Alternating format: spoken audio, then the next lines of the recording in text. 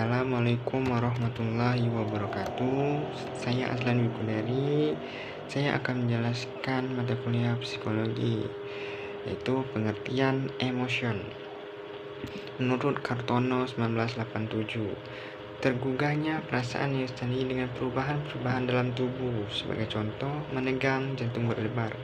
Dengan emosi, manusia dapat senang, sedih, cemburu, cinta, aman, takut, semangat, merasa jijik, dan lain-lain. Reaksi emosi dan perasaan. Emosi mekanisme bawah sadar yang mengontrol perilaku. Perasaan merupakan representasi emosi yang disadari atau tidak disadari, bersifat subjektif atau detail. 4 komponen emosi, yaitu stimulus, perasaan, rangsangan psikologis, respon, perilaku. Teori-teori emosi, yaitu common sense atau logika umum. Stimulus mendorong emosi menghasilkan perasaan emosi, dan kemudian perasaan ini menghasilkan perubahan psikologis dan perilaku. Yang kedua, teori James Lange. Stimulus memprovokasi emosi secara langsung untuk menghasilkan perubahan psikologis dan perilaku, dan kemudian peristiwa ini menghasilkan perasaan emosi. Yang ketiga, teori Cannon-Bell. Stimulus memprovokasi emosi mengaktifkan pusat otak yang disebut talamus, yang secara bersamaan mengirimkan perasaan ke korteks, menghasilkan perasaan emosi untuk organ, gairah, dan otot rangka, dan perilaku. Yang keempat, teori 2 faktor Scatter-Singer.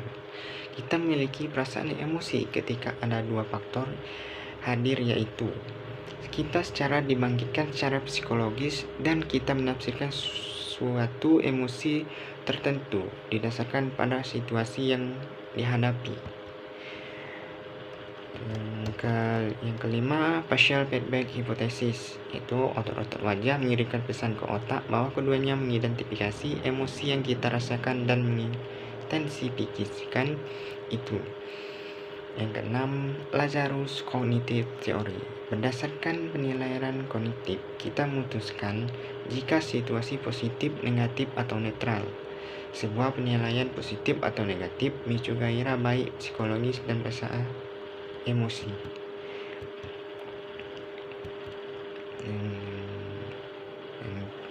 Selanjutnya, biopsikologi emosi, otak, area kunci.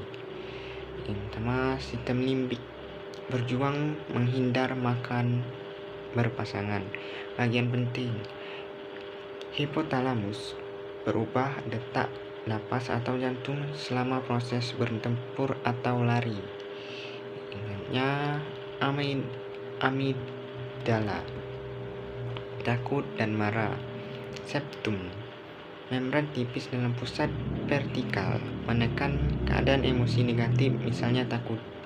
Juga lobus frontal, sistem rem untuk amigdala. Biologi dan emosion. Dengan gairah, NS otonom didorong masuk dan NS simpatis diaktifkan. Epinephrine dan norepinephrine yang dilepaskan denyut jantung, tekanan darah, dan meningkatnya gula darah, mempersiapkan kita untuk melawan atau menghindar. Ketika kita bisa tenang, NS parasimpatis masuk ke dalam. Emosi positif mengaktifkan otak kiri lebih, sedangkan emosi negatif mengaktifkan belahan kanan lagi. Gairah dan stres benar-benar dapat membantu kita sampai titik tertentu. Emotion tetrahedron. Yang pertama, ada emosi yang baik, beneficent, emosi yang bermanfaat atau positif, dan ada emosi yang buruk, emosi jahat atau negatif. Terus yang kedua, ada emosi aktif yang menyebabkan motivasi dan semangat. Terus ada emosi pasif, penyebab kelesuan tidak aktif atau kemalasan. Ada 4 permutasi: aktif, positif, gembira bekerja, berusaha mencapai target yang maksimal. Pasif, positif, berusaha mencapai kepuasan atau kebahagiaan. Aktif negatif, ekspresi kebencian atau kemarahan. Terus pasif negatif, depresi, putus asa. Perasaan, gejala psikis yang bersifat subjektif berhubung dengan gejala gaya mengenal. Terus dalam kualitas, senang atau tidak senang dalam berbagai taraf. Perasaan dibedakan menjadi dua, yaitu perasaan jasmani atau rendah, perasaan indria, perasaan yang berhubungan dengan perasaan panca indera seperti asin, pahit, sedap, dan lain sebagainya.